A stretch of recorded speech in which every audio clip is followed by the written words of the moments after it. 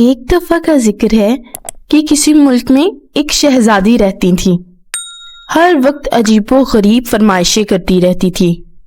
اس کی عوام بھی ان کے عجیب خواہشات سے بہت تنگ تھی۔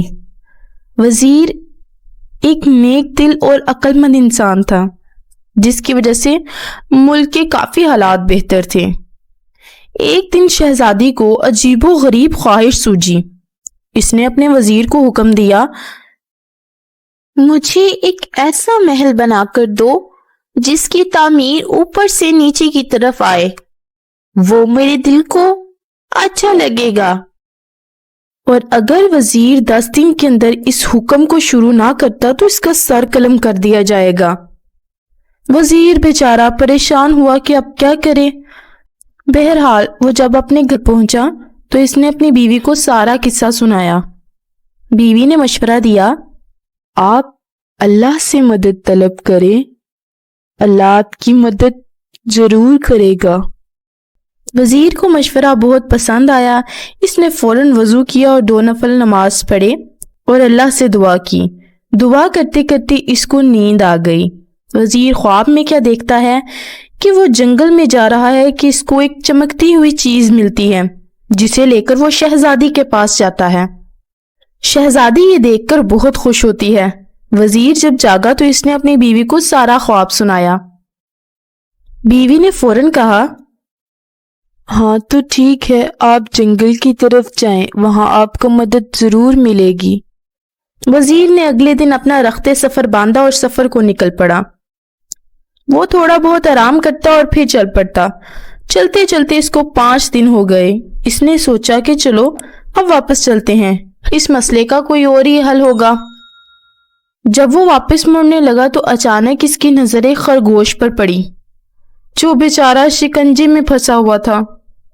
نیک دل وزیر نے فوراً شکنجے سے خرگوش کو آزاد کرایا اور پھر واپس مڑنے ہی لگا تھا کہ اسے ایک آواز آئی، اے نیک دل انسان، تمہارا بہت شکریہ۔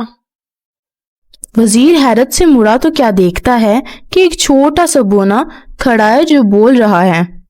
وزیر کے پوچھنے پر اس نے بتایا، مجھے ایک جادوگر نے اپنے جادو کی مدد سے خرگوش بنا دیا تھا۔ شکنجے کے توڑنے کے بعد میں دوبارہ سے اپنی اصلی حالت میں آ گیا۔ وزیر نے اسے اپنی مشکل بتائی تو بونے نے اسے اپنے ساتھ چلنے کو کہا۔ چلتے چلتے وہ وزیر کو ایک غار کے پاس لے آیا اور اندر جانے کو بولا۔ وزیر اندر گیا تو دیکھا کہ اندر ایک بزرگ عبادت کر رہے ہیں۔ اس نے انہیں سلام کیا اور اپنی مشکل بتائی۔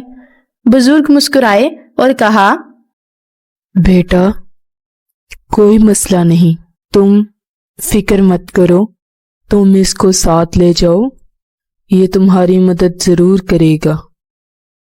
اور ساتھ ہی انہوں نے وزیر کو ایک طوطا دیا کہ اس کو اپنے ساتھ لے جاؤ، یہ تمہارا مددگار ہے۔ وزیر نے ان کا شکریہ ادا کیا اور واپس چل پڑا۔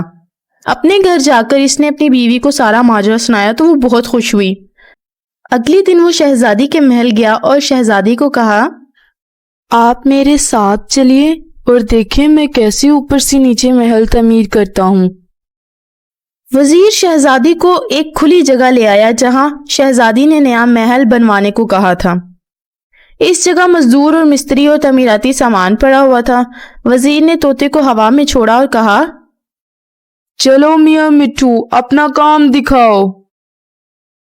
طوطا اڑتا ہوا کافی اونچائی پر چلا گیا اور آوازیں لگانی شروع کر دی، اینٹیں پکڑاؤ، اینٹیں، اینٹیں پکڑاؤ، اینٹیں۔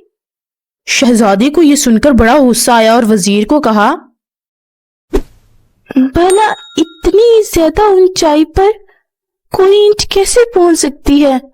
تم مجھے بیوقوف سمجھتے ہو؟ وزیر یہ سن کر بولا، شہزادی صاحبہ، اگر اتنی اونچائی پر اینٹیں نہیں پہنچائی جا سکتی تو اوپر سے نیچے محل کیسے تعمیر ہو سکتا ہے؟ شہزادی وزیر کی عقل مندی دیکھ کر بہت خوش ہوئی اور اس نے اپنے غلط کاموں سے معافی مانگی اور وہ بھی ایک نیک دل اور اچھی انسان بن گئی۔